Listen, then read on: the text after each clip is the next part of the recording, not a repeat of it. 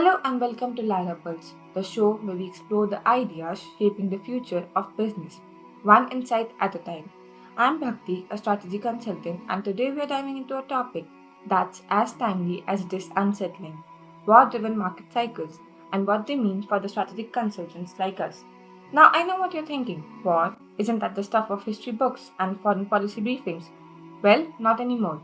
In today's world, conflicts like war in Ukraine, tensions in Middle East, and reconfiguration of global alliances are rewriting economic rules in real time. And if you're advising clients in this environment, understanding how war shapes market cycle isn't optional, it's essential. So let's unpack this.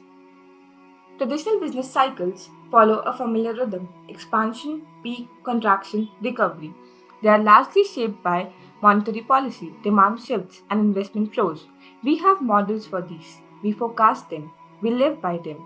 But war driven cycles, they don't play by the rules. These cycles are triggered by sudden geopolitical events, military actions, sanctions, blockades, and they create immediate supply and demand imbalances. Take the Russian invasion of Ukraine in 2022. In a matter of weeks, global commodity markets were in turmoil. Crude oil jumped by 50%, palm oil and wheat surged by two-thirds, and fertilizer prices more than doubled. The world's food and energy systems, interconnected and already under strain, went into shock. Unlike normal downturns, these war driven cycles start with what economists call supply shocks. But these shocks don't operate in isolation. They are like throwing a wrench into the gears of globalization. Factories shut down, ports close, sanctions kick in, supply chains get redrawn overnight. And here's the kicker: psychological dynamics make it worse. Investors panic, commodities get hoarded, flight to safety becomes the dominant investment theme. Gold, US treasuries, and so called safe haven currencies spike. Volatility takes over. The result? A deeply unpredictable market cycle where traditional models break down. If we look at history, war has consistently transformed markets in ways that outlast the fighting. The 1973 oil embargo is a perfect case study. In response to US support for Israel during the Yom Kippur War, OPEC slashed oil exports. Prices quadrupled in days. But the real impact: inflation soared, growth collapsed, and we entered a decade of economic stagnation. Energy security moved from the back room to the boardroom. Strategic oil reserves were born. National energy policies hardened. Fast forward to 1979 and the Iranian Revolution. Again, supply disruptions triggered massive price spikes. But this time, fear and speculation played an outsized role. Playing physical disruptions explained part of it, but expectations and hoarding behavior drove the rest. And if we go even further back to the World War II, the story gets even more transformational. In the US, by 1943, two-thirds of the economy had shifted to war production. Agencies like War Production Board controlled everything from copper to rubber. Civilian production lines were turned into tanks, plants, and munitions. That's not just a market cycle, that's a full scale industrial revolution driven by conflict.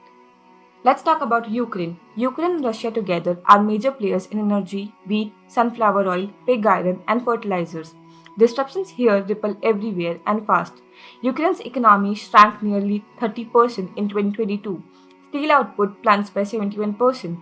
Russia, despite massive sanctions, shrank by just 2.1% thanks to sanction evasion, energy exports to non aligned countries, and massive military spending.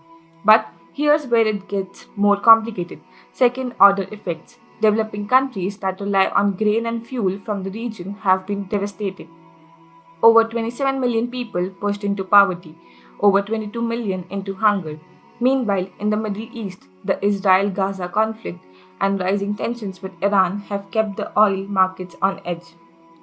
Brent crude climbed above $77 a barrel after mere rumors of escalation. And while Gulf states like Saudi Arabia could step into the stabilize output, and flare up could send shockwaves through energy markets. If there's one takeaway here for consultants, is this: concentration equals vulnerability. When the global fertilizer production is concentrated in Russia and Belarus, Or when Europe depends on Russian gas for 35% of its supply, conflicts don't just create political drama, they threaten food system, manufacturing and energy infrastructure everywhere. Let's take natural gas as an example.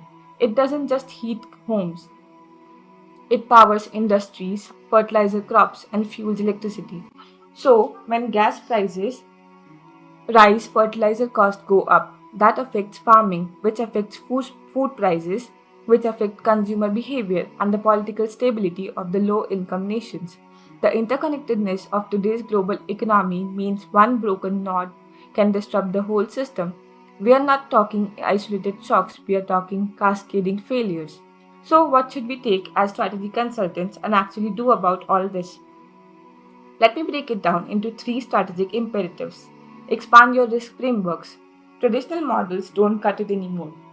We need integrate geopolitical risk, commodity exposure analysis, and supply chain mapping into core advisory work. Firms like BCG are already moving in this direction with geopolitical centers and specialized units. Get serious about scenario planning. War driven disruptions create what we call fat tail risk. Low probability, high impact events. These don't fit neatly into Excel models. Instead, they require scenario thinking, war gaming, and stress testing. Think of it as giving clients the ability to rehearse for future they don't want but must be ready for. Blend AI with human intelligence. There's a lot of excitement around AI platforms for geopolitical intelligence, and rightly so.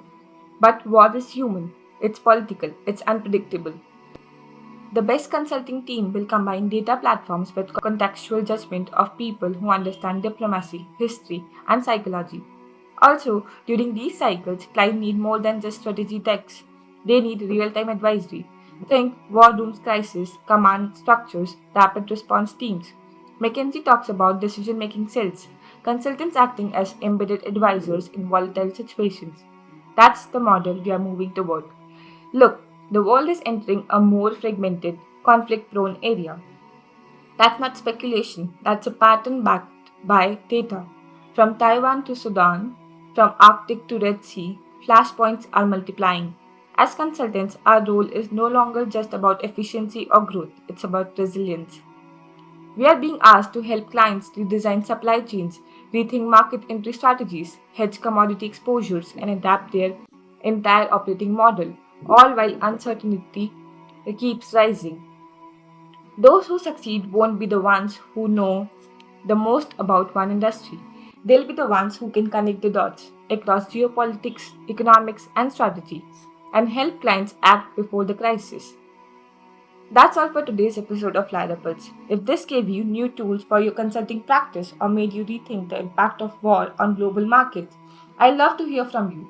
Drop me a note and share this with fellow consultants who needs to hear this. Until next time, stay sharp, stay strategic, and keep unpacking what matters.